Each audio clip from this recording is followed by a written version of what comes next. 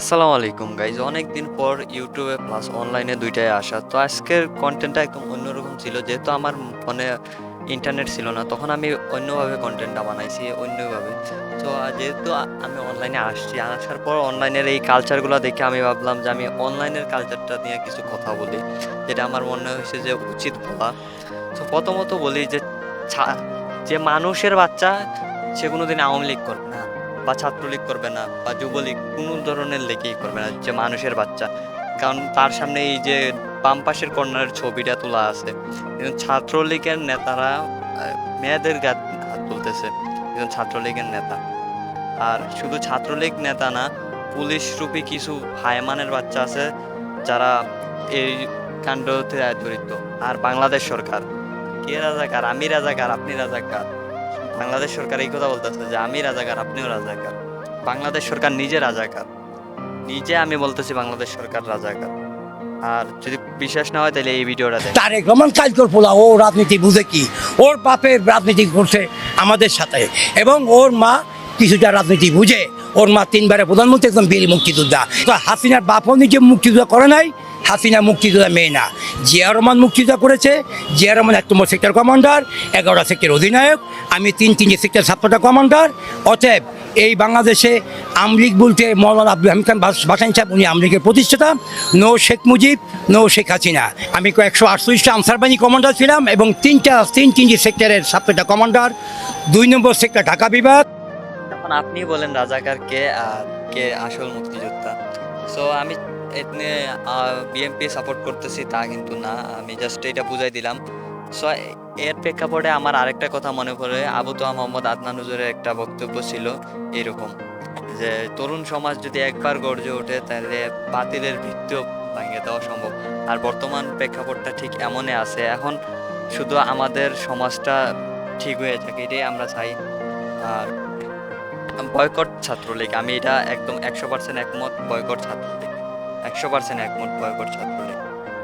আর শুধু ছাত্রলীগ না, আওয়ামী লীগের যতটা টিম আছে সবগুলা বয়কট করা হোক। তরুণ প্রজন্ম যদি একবার গর্জে ওঠে মুসলিমদের, ইনশাআল্লাহ তাআলা তারা সকল বাতিলের ভিত্তি গুঁড়িয়ে দিতে পারে ইনশাআল্লাহ। তরুণ প্রজন্মের মধ্যেই ছিল খালিদ বিন ওয়ালিদ। আমিও এই কথার একমত। হ্যাঁ, তরুণ প্রজন্ম যেহেতু জাগছে, জাগায় দেওয়া একেবারে বাতিলের ভিত্তি ভাঙা দাও। এই যে ছবিগুলা দেখতেছো বোনদের উপর নির্যাতন, আর ওরা তো কাপুরুষ, এই জন্য তো সবসময় মহিলাদের উপর আগে নির্যাতন করে, মহিলাদের উপর হাত তুলে। আমি বলি কি, এই এখনই সময়, কলম হাত থেকে নামাও আর অস্ত্র হাতে তুলো। এই একটা সময়, কলম হাত থেকে নামাও, অস্ত্র হাতে তুলো, বাতিলের ভিত্তি ভাঙিয়ে দাও একেবারে।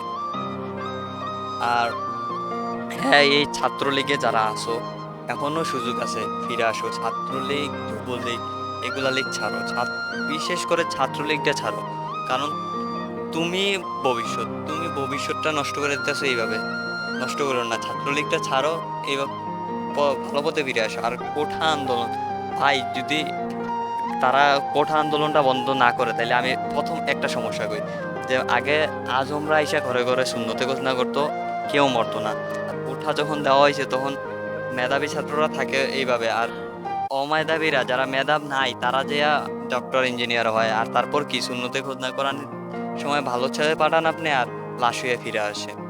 এটাই হয়েছে গিয়া কোঠার যে কারণে এইগুলা হইতেছে।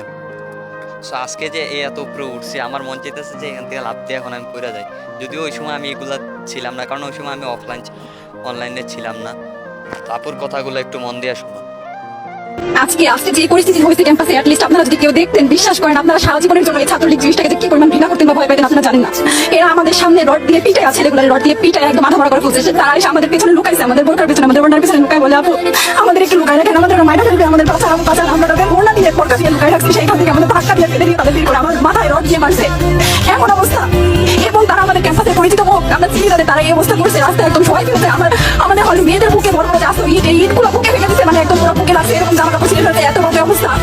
অথচ আমার ব্যাচমেট, আমরা যাদের সাথে ক্লাস করি একসাথে বসে, আমি তাদের একটা কথা বলতে দেখি না, এগুলো নিয়ে একটা কথা নাই। এবং তাদের নিউজ দেখলে দেখবেন তারা এখন এগুলো সাপোর্ট করে যাচ্ছে, কিচ্ছু বলার নাই। আমি কেমনে এই মানুষগুলোর সাথে এত বছর ক্লাস করছি, আমি 6টা মাস কিভাবে ক্লাস করবো আমি জানি না।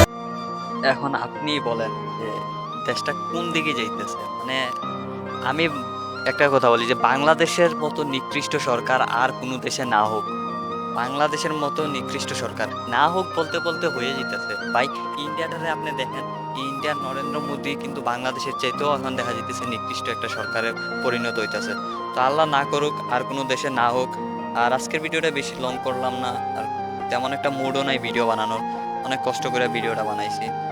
আর আজকে এই পর্যন্তই। আর হ্যাঁ, অবশ্যই আন্দোলনে থাকবেন যে কোনোভাবে। আর হ্যাঁ, একটা কথা, যে সেলিব্রিটিরা কই আজকে, আজকে ওই সেলিব্রিটিরা কই, সুমন, আশিফ মাহমুদ, আরো বড় বড় সেলিব্রিটিরা কই? নাই, ওরা এই আন্দোলন থাকবে না ওরা, কারণ ওরাও তো রাজনীতিবিদ। তো আজকে এই পর্যন্তই, আর বেশি কিছু বললাম না।